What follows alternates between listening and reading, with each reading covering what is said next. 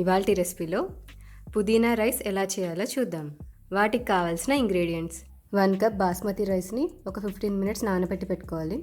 1 cup onions, half cup carrot beans, 1/4 cup ఉడికించుకున్న sweet corn, half spoon అల్లం వెల్లుల్లి paste, కొద్దిగా పుదీనా, 2 స్పూన్స్ పుదీనా పేస్ట్, హాఫ్ స్పూన్ ఇలాచీ లవంగం దాల్చిన చెక్క పొడి, 2 బిర్యానీ ఆకులు, 1 స్పూన్ జీలకర్ర, 1 ఇలాచీ లవంగం, 1 స్పూన్ సాల్ట్, హాఫ్ స్పూన్ కారం, పసుపు, హాఫ్ స్పూన్ ధనియాల పొడి, జీలకర్ర పొడి, కొద్దిగా కొత్తిమీర, 1 స్పూన్ గరం మసాలా, ఆయిల్, నెయ్యి.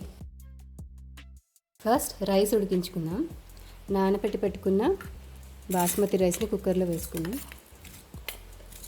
1 గ్లాస్ బాస్మతి రైస్కి 1/4 కప్ వాటర్ యాడ్ చేస్తున్నాను.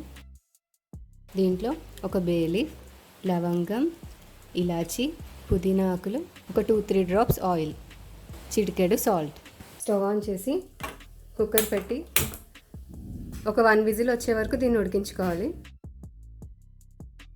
ఒక విజిల్ వచ్చేసింది కదా, స్టవ్ ఆఫ్ చేసుకుందాం. స్టవ్ ఆన్ చేసుకొని కడాయి పెట్టుకొని దీంట్లో ఆయిల్, నెయ్యి వేసి కొంచెం వేడి చేసుకుందాం. ఆయిల్ వేడెక్కింది కదా, దీంట్లో జీలకర్ర, బిర్యానీ ఆకు, ఇలాచీ లవంగం, దాల్చిన చెక్క పొడి వేసి 1 నిమిషం వేయించుకుందాం.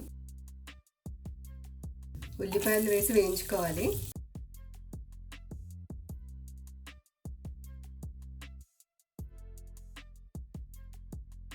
ఉల్లిపాయలు కొద్దిగా వేగాయి కదా, దీంట్లో ఇప్పుడు కట్ చేసి పెట్టుకున్న క్యారెట్ బీన్స్ వేసి వేయించుకోవాలి. దీంట్లో కొద్దిగా సాల్ట్ వేసుకుందాం, త్వరగా వేగిపోతాయి. మీడియం ఫ్లేమ్లో పెట్టుకొని వీటిని వేయించుకోవాలి. వేగిపోయాయి కదా, దీంట్లో ఇప్పుడు అల్లం వెల్లుల్లి పేస్ట్, పుదీనా పేస్ట్ వేసుకొని ఒక 2 నిమిషాలు వేయించుకోవాలి.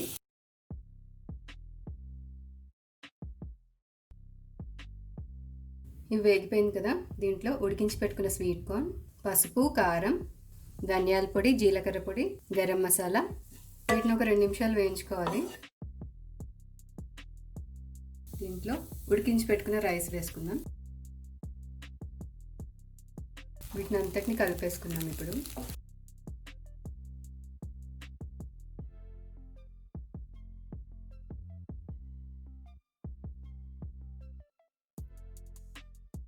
పుదీనా రైస్ రెడీ అయిపోయింది. స్టవ్ ఆఫ్ చేసుకొని ప్లేట్లోకి సర్వ్ చేసుకుందాం.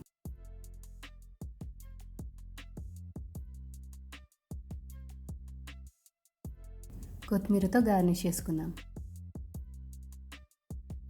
ఈ వీడియో మీకు నచ్చితే లైక్ చేసి సబ్స్క్రైబ్ చేయండి. Thank you.